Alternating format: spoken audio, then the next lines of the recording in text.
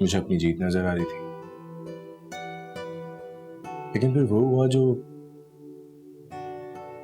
मैं गुमा भी नहीं कर सकता। मेरे वजूद के हर हिस्से में जहां जहां हमने के लिए नफरत थी, वहां वहां तुम्हारे लिए मोहब्बत पैदा होना शुरू हो गई। जितनी शिद्दत से अपने आप को तुमसे दूर करता था, उतनी शिद्दत से करीब आता था। बार बार अपने आप को याद दिलाना पड़ता था कि मैं सिर्फ अपनी नफरत की जंग लड़ रहा हूं, लेकिन फिर तुम्हारी मोहब्बत के आगे बेबस हो जाता था। जिस इंसान को अपनी जीत नजर आ रही थी, वो अपने हार के आगे आके खड़ा हो गया। हमने और अजीम को बता दिया था मैंने, हमने की बेवफाई के लिए मजीद मेरे वजूद में कोई नफरत, कोई बदला बाकी नहीं है। मेरे वजूद में अगर कुछ बचा तो वो सिर्फ और सिर्फ तुम्हारी मोहब्बत।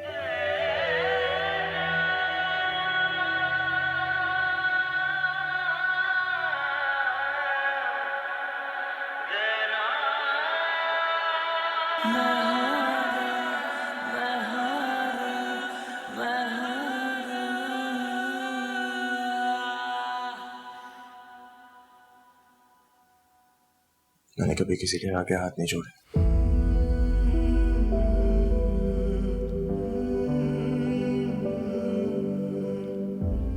आज जिंदगी में पहली दफा किसी के आगे हाथ जोड़ रहा हूं, क्योंकि जिंदगी में पहली दफा कुछ खोने का डर आया है। प्लीज मुझे माफ कर दो, एक दफा, सिर्फ एक दफा।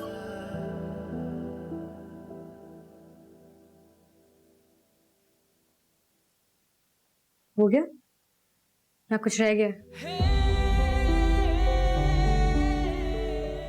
अब मेरी बात सुनिए। तुम्हारा सच, तुम्हारा प्यार, तुम्हारी नफरत, तुम्हारा बदला, तुम्हारी हर चीज में तुम्हारी मैं जुड़ी है। तुम अपनी ही जात में कह दो, ऐसा इंसान अपने अलावा किसी का नहीं हो सकता। तुम्हें लगा तुमने बदला लेना है, तुम्हें लगा कि तुमने हमना को बर्बाद करना है, और तुम्हें ही लगा कि तुमने मुझे इस्तेमाल करना है सबके लिए। तुम्हारी जीत, तुम्हारी हार, बाकी सबका पत्थर के बुत है, किसी और के जज्बात, एहसासात नहीं है। और क्या कहा तुमने अपने उस खोखले से सच में कि तुम सिर्फ हमना को डरा रहे थे? तुमने तो कभी सोचा भी नहीं था कि तुम अब्बू और अजीम भाई को उसके मैसेजेस दिखाओगे। अरे यार, किसको पागल बना रहे हो? हमना का डर ही तो तुम्हारा हथियार था, और तुम जानते थे कि जिस दिन तुमने वो मैसेजेस दिखा दिए, उस दिन तुम्हारा खेल खत्म हो जाएगा। आखिरी बात, तुम्हें नहीं पता मोहब्बत क्या चीज है। तुम हासिल करने को मोहब्बत कहते हो, और ना मिलने पर बर्बाद करने के कायल। एक काम करो, मेरे मोहब्बत भरे मैसेज भी पड़े हैं ना तुम्हारे पास, उनको इस्तेमाल करो, उनको हथियार बनाकर मुझे डराना धमकाना शुरू करो, रुसवा करने की धमकियां दो मुझे। और इस बात से तुम्हें कोई फर्क नहीं पड़ना चाहिए कि मैं तुम्हारी बीवी हूं, बिल्कुल उसी तरह जिस तुम्हें फर्क नहीं पड़ा कि हमना किसी की बीवी और बेटी है। फिर हार जीत का फैसला होगा। जाओ हमजा, रुसवा करो मुझे।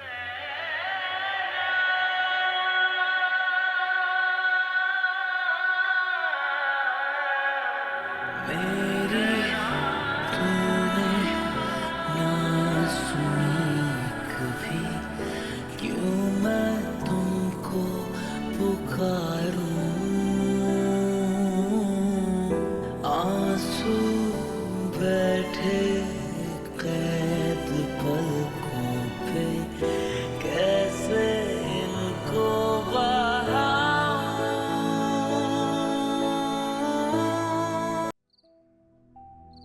जानती हो तुम्हारे अब्बू की आखिरी ख्वाहिश क्या थी? जिंदगी की मोहलत मांग रहे थे खुदा से कि अपनी बेटियों की खुशियों की हिफाजत कर सके। काश काश थोड़ी सी मोहलत मिल जाती।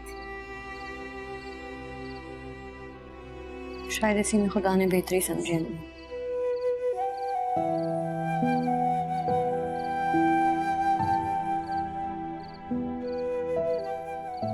बेटा मैं जानती हूँ तुम्हारे साथ गलत हुआ है।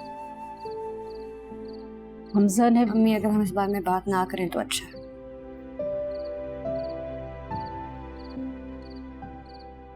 बेटा ये गलती तो अल्लाह भी माफ कर देता है। बिल्कुल दे देता है, एक नहीं हर गलती की माफी दे देता है अगर मामला उसके और उसके बंदे के बीच हो।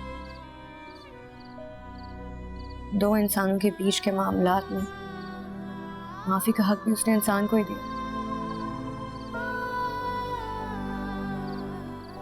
और रही बात अब्बू की ख्वाहिश की, तो उन्होंने पूरी जिंदगी अपनी बेटियों की खुशियों की हिफाजत की। और मैं जानती हूँ अगर आज वो जिंदा होते तो मेरा हाथ थामकर मेरे हर फैसले में मेरा साथ देते, मेरी ताकत बनते। सिर्फ इस भरोसे पर कि मैं जो भी फैसला लूंगी अपने हक में बेहतर लूंगी।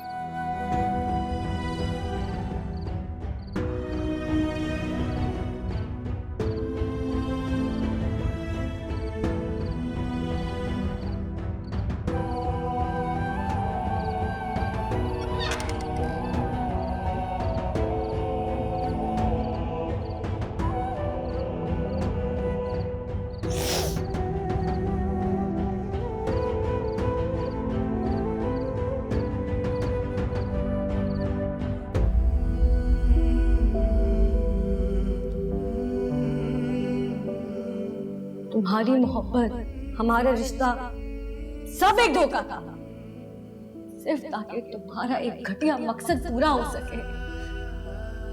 तुमने मेरी जात और मेरी मोहब्बत की तौहीन की।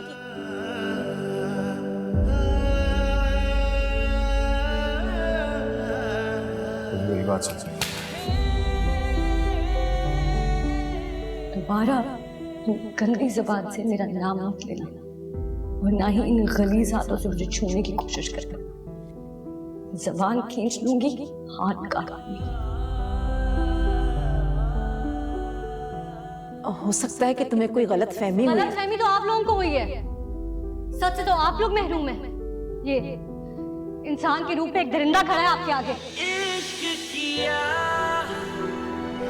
मैंने, हाँ, मैं हारा, मैं हारा, मैं हारा। इश्क किया मैंने, हाँ, मैं हारा, मैं हारा, मैं हारा। इश्क किया मैंने, हाँ, मैं हारा।